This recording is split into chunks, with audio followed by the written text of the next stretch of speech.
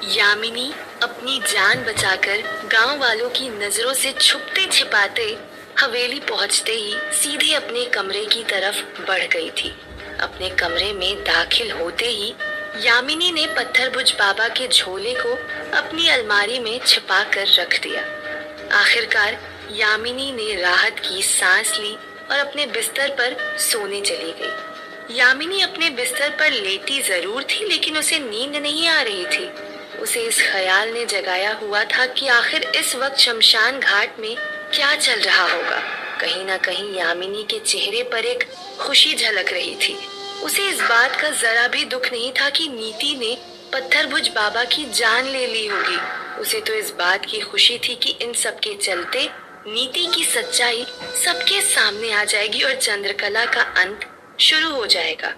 लेकिन यामिनी इस बात से बिल्कुल अनजान थी कि नीति का सच नहीं बल्कि उसका सच सबके सामने आ चुका था।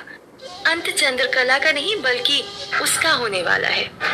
वहीं यामिनी और पत्थरबुझ बाबा की सच्चाई सामने आने के बाद सभी गांव वालों का खून खौल चुका था। जिन लोगों ने इन सबके चलते अपने परिजनों को खोया था वो जल्द से जल्द अपना बदला पूरा करना चाहते थे। लेकिन तभी एक आदमी ने अपनी शंका को दूर करते हुए पूछा, लेकिन चंद्रकला, एक बात समझ नहीं आई। जब तुम्हें ये सब पहले से ही पता था तो तुमने आज तक गांव वालों को कभी कुछ बताया क्यों नहीं? उस आदमी के इस सवाल ने चंद्रकला की भी बोलती बंद कर दी, क्योंकि इसका मुख्य कारण तो नीति की सच्चाई थी। चंद्रकला ने कुछ सोचते हुए कहा, किस मुंह से बताती चाचा, मेरे पास कोई सबूत भी नहीं था। बिना सबूत के आप में से कोई भी मेरी बात पर विश्वास नहीं करता, बल्कि मुझे ही गलत समझते। इसीलिए मैंने और रेशमी ने इन दोनों को रंगे हाथ पकड़ने की योजना बनाई। चंद्रकला की बात सुनकर एक औरत ने चंद्रकला से कहा, तो चंद्रकला, अब तुम ही बताओ कि अब क्या करना है इन पत्थरबुझ बाबा के साथ? जवाब देते हुए चंद्रकला ने कहा, नहीं बहन, रेशमी पूरे 18 साल इस बदले की आग में जली है और आज रेशमी की वजह से ही हम इन्हें रंगे हाथ पकड़ पाए हैं। तो इनके साथ क्या करना है ये फैसला भी रेशमी को ही करना चाहिए। चंद्रकला ने ये कहा ही था कि तभी गुस्से में आग बबूला सुरेश बीच में ही बोल पड़ा, अरे फैसला क्या करना है, यहीं पर मार कर फेंक देते हैं चीलों के खाने के लिए। सुरेश के ये कहते ही भीड़ ने सुरेश का साथ देना शुरू कर दिया। हाँ हाँ, मार कर फेंक देते हैं। कहते हुए भीड़ के लोग पत्थरबुझ बाबा की तरफ बढ़ने लगे। ये देख पत्थरबुझ बाबा की डर के मारे हालत खराब होने लगी थी। लेकिन तभी रेशमी ने उन सभी के सामने आकर उन्हें रोकते हुए कहा, रुकिए, मैं समझ सकती हूँ कि आप सबके अंदर बहुत गुस्सा भरा हुआ है, लेकिन पत्थरबुझ बाबा की मौत कैसे होनी चाहिए इस बात का फैसला ना मुझे करना चाहिए ना आप लोगों को और ना ही चंद्रकला दीदी को। ये फैसला तो उन्हें करना चाहिए जिन पर ये अत्याचार हुआ है, जो लोग इन प्रयोगों के चलते मारे गए हैं। पत्थरबुझ बाबा को मारने का हक भी उन्हें ही है। वहाँ मौजूद कोई भी रेशमी की ये बात समझ नहीं पा रहा था, यहाँ तक कि चंद्रकला और पत्थरबुझ बाबा भी। पत्थरबुझ बाबा तो बस अब इंतजार कर रहे थे कि आखिर किस तरह उनकी मौत होगी। तभी एक आदमी ने रेशमी से कहा, रेशमी, ये तुम क्या कह रही हो? जो लोग मर गए हैं वो लोग कैसे बदला लेंगे? उस आदमी के इस सवाल पर रेशमी कुछ सोचते हुए चंद्रकला के पास गई और चंद्रकला को सारी बात बता दी कि वो पत्थरबुझ बाबा को किस तरह सजा देने का सोच रही है। रेशमी की बात सुनकर चंद्रकला ने भी हैरानी से दबी आवाज में कहा, नहीं रेशमी, ये ठीक नहीं है, इसमें तो बहुत जोखिम है। इस पर रेशमी ने कहा, हाँ दीदी, जोखिम तो है, लेकिन ये करना भी बहुत जरूरी है। उस प्रयोग के दौरान जितनी भी औरतों की जान गई थी उन सभी की आत्माएं आज भी भटक रही हैं। सिर्फ यही एक जरिया है उन सभी को मुक्ति दिलाने का। चंद्रकला को भी रेशमी की बात में सच्चाई नजर आ रही थी। उसने गांव वालों की तरफ मुड़ते हुए कहा, देखिए, रेशमी जो भी करने का सोच रही है वो उन सभी आत्माओं की मुक्ति के लिए बहुत जरूरी है जिनकी उस प्रयोग के दौरान जान गई। लेकिन इसमें ये जोखिम भी है कि वो भयावह दृश्य देखकर आप सभी के मन में हमेशा हमेशा के लिए डर भी बैठ सकता है। तो आप लोग बताइए, क्या आप लोग इसके लिए तैयार हैं? गांव वालों ने बिना कुछ सोचे एक साथ जवाब देते हुए कहा, हाँ हाँ, उन लड़कियों की मुक्ति के लिए हम कोई भी जोखिम उठाने को तैयार हैं। गांव वालों ने तो हामी भर दी थी, लेकिन चंद्रकला की बातें सुनकर पत्थरभुज बाबा के पसीने छूटने लगे थे। वो भी इस बात का अंदेशा नहीं लगा पा रहे थे कि रेशमी आखिर ऐसा क्या करने वाली है। इतनी विद्याएं सीखने के बाद, इतनी शक्तियां हासिल करने के बाद भी पत्थरभुज बाबा आज खुद को बहुत निहत्था महसूस कर रहे थे। जब किसी के अंत का समय नजदीक आता है तो यही होता है, वो अपनी सारी विद्याएं भूल जाता है। कुछ ऐसा ही हो रहा था पत्थरभुज बाबा के साथ भी। वहीं गांव वालों की हामी मिलते ही रेशमी भी उस हवन कुंड की तरफ बढ़ने लगी जिसमें पत्थरभुज बाबा अपना प्रयोग सिद्ध कर रहे थे। उस हवन कुंड के पास में बैठते हुए रेशमी ने कुछ सामग्री उठाई और एक मंत्र बुदबुदाते हुए उसे हवन कुंड में स्वाहित कर दिया। एक ही झटके में हवन कुंड में अग्नि जलने लगी। अग्नि जलने के बाद रेशमी कुछ देर तक आंखें बंद करते हुए मंत्रोच्चार करने लगी। जब रेशमी के मंत्रोच्चार समाप्त होने को आए तो चंद्रकला ने भीड़ में 2-3 जवान लड़कों के पास जाकर उनसे कुछ कहा। उन जवान लड़कों का जवान खून पत्थरभुज बाबा को लेकर पहले से ही गुस्से में खौल रहा था। चंद्रकला की बात सुनते ही वो तीनों लड़के पत्थरभुज बाबा की तरफ बढ़ने लगे। उन्होंने पत्थरभुज बाबा को मजबूती से पकड़ा और जबरदस्ती हुए उस हवन कुंड की तरफ ले जाने लगे। पत्थरभुज बाबा समझ गए थे कि उनके साथ कुछ तो बहुत बुरा होने वाला है, इसीलिए वो वहां जाने के लिए पूरी तरह विरोध कर रहे थे। तब तक रेशमी के भी मंत्रोच्चार समाप्त हो चुके थे। उसने जब अपनी आंखें खोली तो पत्थरभुज बाबा हवन कुंड के पास में खड़े थे। वो गिड़गिड़ाते हुए अपनी जान की भीख मांग रहे थे और उस हवन कुंड से दूर भागना चाहते थे, लेकिन उन तीनों ने पत्थरभुज बाबा को बड़ी ही मजबूती से पकड़ा हुआ था। तभी उनमें से एक ने पत्थरभुज बाबा का हाथ पकड़कर हवन कुंड की अग्नि की तरफ बढ़ा दिया। वहीं रेशमी ने पास पड़ा चाकू उठाया और पत्थरभुज बाबा का अंगूठा काट दिया। जैसे ही पत्थरभुज बाबा का खून उस हवन कुंड की अग्नि में आया, वैसे ही वहां का पूरा मौसम ही बदल गया। तेज आंधियां चलने लगी, वो भी इतनी तेज कि लोग अपनी जगह पर खड़े भी नहीं हो पा रहे थे और बीच बीच में गिड़गिड़ाती बिजलियों से पूरा शमशान घाट रोशन हो जा रहा था। ये सब देख सिर्फ गांव वाले ही नहीं बल्कि अंगुना, कटीली और जितेंद्र भी बहुत ज्यादा हैरान थे कि आखिर होने क्या वाला है। सब लोग ये सोच ही रहे थे कि तभी कहीं से ढोल ताशों की आवाज सुनाई देने लगी। आधी रात को शमशान घाट के आसपास ढोल ताशों की आवाज सभी को अचंभित कर रही थी। सब लोग आपस में एक दूसरे को देखने लगे। तभी उन्हें आभास हुआ कि वो सब आवाजें कहीं और से नहीं बल्कि शमशान घाट के मुख्य दरवाजे से आ रही थी। सब लोग पीछे मुड़कर मुख्य दरवाजे की तरफ देखने लगे। कुछ पल इंतजार करने के बाद गांव वालों ने कुछ ऐसा देखा कि सभी की रूह कांप गई और डर के मारे सबकी चीख निकलने लगी। मुख्य दरवाजे से बहुत सारे सफेद साए शमशान घाट में प्रवेश कर रहे थे।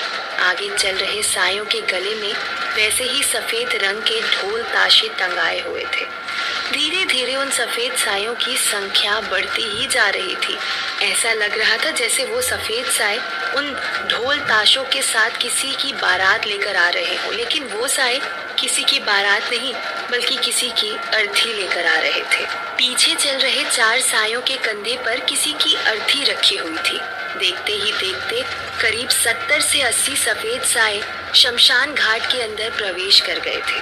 वहीं ये खौफनाक मंजर देखकर गांव वालों में अफरा तफरी मच गई थी, क्योंकि आज तक गांव वालों ने काले सायों के हमले तो बहुत देखी थी, लेकिन कभी भी किसी सफेद साए को नहीं देखा था। इसीलिए आज इन सफेद सायों को देखकर सभी की डर के मारे हालत खराब होने लगी थी। चंद्रकला को पहले से ही इस बात का अंदेशा था। उसने सभी को शांत कराते हुए कहा, शांत हो जाइए आप लोग, शांत हो जाइए। ये सफेद साए किसी को भी कोई नुकसान नहीं पहुंचाएंगे। और ध्यान से देखिए, ये सफेद साए कोई पराये नहीं है, हम सभी के अपने ही लोग हैं, जिन्हें सालों पहले हमने खो दिया था। चंद्रकला की ये बात सुनकर सभी लोग एकाएक शांत हो गए और उन सफेद सायों को बड़े ही ध्यान से देखने लगे। नाभि समावेश विद्या और उसी दौरान अंगुना के हमले से जितने भी लोग मारे गए थे, उन सभी लोगों की आत्माएं उस अर्थी के पीछे पीछे चल रही थी। ध्यान से देखने पर जिन लोगों ने अपनों को खोया था, वो लोग उनकी आत्माओं को पहचानने लगे थे। किसी बाप के सामने उसकी इकलौती बेटी का साया था, तो किसी भाई के सामने उसकी बहन का। कोई औरत अपने पति को देखकर दुखी हो रही थी, तो कोई बेटा अपने बाप को देख पा रहा था। देखते ही देखते डर का सारा माहौल अब दुख में तब्दील हो चुका था। इतने सालों बाद अपनों को देखने के बाद सभी गांव वालों की आंखें नम हो गई थी। तभी चंद्रकला ने देखा कि उन सायों के बीच में कावेरी भी थी और तारा भी, जिन्हें देखकर चंद्रकला की आंखों से भी आंसू की बूंदें टपकने लगी थी। लेकिन रेशमी ने कभी अपनी माँ को नहीं देखा था, इसीलिए कावेरी सामने होने के बाद भी उसे पहचान नहीं पाई थी, बल्कि अपने मंत्रोच्चार में पूरी तरह व्यस्त थी। वहीं शमशान घाट के अंदर एकदम से इतने सफेद सायों के बढ़ जाने से वहाँ की दैवीय शक्ति भी काफी ज्यादा बढ़ चुकी थी, क्योंकि चंद्रकला, रेशमी और नीति वहाँ पर पहले से ही मौजूद थे, जिसकी वजह से अंगुना, जितेंद्र और कटीली को भी अपनी शक्तियाँ कम महसूस होने लगी थी। ये देख कटीली ने डरते हुए अंगुना से कहा, अंगुना, मुझे कुछ ठीक नहीं लग रहा है। इसमें बहुत सी आत्माएं ऐसी भी हैं जिन्हें तुमने मारा है। अगर इन सभी ने हमें देख लिया तो पत्थरभुज बाबा के साथ साथ हमारा अंत भी निश्चित है। मुझे लगता है हमें यहाँ से चलना चाहिए।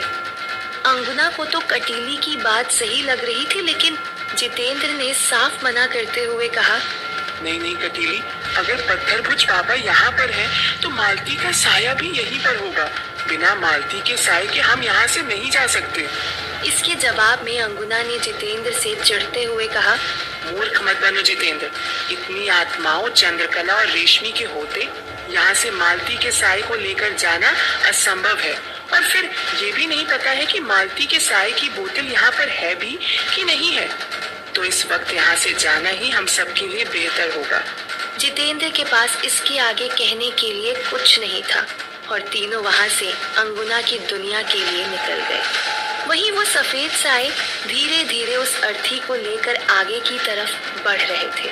जब वो सभी आत्माएं हवन कुंड के पास में से गुजरने लगी तो पत्थरभुज बाबा ने ऊपर की तरफ झांकते हुए उस अर्थी की तरफ देखा। ये देखकर पत्थरभुज बाबा की सांस अटक गई कि वो अर्थी किसी और की नहीं बल्कि खुद पत्थरभुज बाबा की ही थी। अब वो समझ गए कि उनके साथ क्या होने वाला है। डर के मारे उन्होंने चिल्लाते हुए चंद्रकला से कहा, नहीं नहीं चंद्रकला, नहीं, ऐसा मत करो चंद्रकला, मुझे माफ कर दो। मैं जानता हूँ कि मेरे पाप माफी के लायक नहीं है, लेकिन फिर भी मुझे प्रायश्चित करने का एक मौका दे दो चंद्रकला। मैं जिंदगी भर इस गांव की सेवा करूँगा। कहते कहते पत्थरभुज बाबा गिड़गिड़ाने लगे, लेकिन चंद्रकला ने उनकी एक ना सुनी।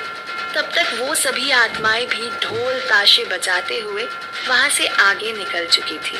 वहां से थोड़ी दूर जाकर उन आत्माओं ने पत्थरभुज बाबा की अर्थी को नीचे जमीन पर रख दिया और सब आत्माएं उस अर्थी के बाहर झूमते हुए चक्कर लगाने लगी। पत्थरभुज बाबा की अर्थी के बाहर बाहर चक्कर लगाते हुए वो सभी आत्माएं जोर जोर से हंस रही थी।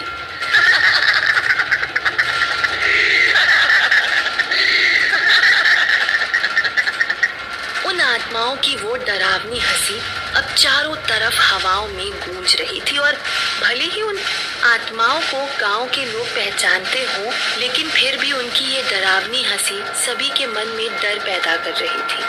अगले ही पल उनमें से एक आत्मा आगे की तरफ बढ़ी और उसने अर्थी पर मौजूद मृत पत्थरभुज बाबा के हाथ को उठाते हुए उनकी उंगलियां खाने लगी। जैसे ही इधर उस आत्मा ने मृत पत्थरभुज बाबा की उंगलियां खाई, वैसे ही असल में भी पत्थरभुज बाबा की उंगलियों से खून बहने लगा और उन्हें ऐसा एहसास हुआ जैसे सच में किसी ने उनकी उंगलियों को काट खाया हो। पत्थरभुज बाबा की दर्द के मारे जोर से चीख निकल गई। आ! जैसे ही उस आत्मा के मुंह को खून लगा, वैसे ही बाकी सभी आत्माओं का मन भी ललचाने लगा।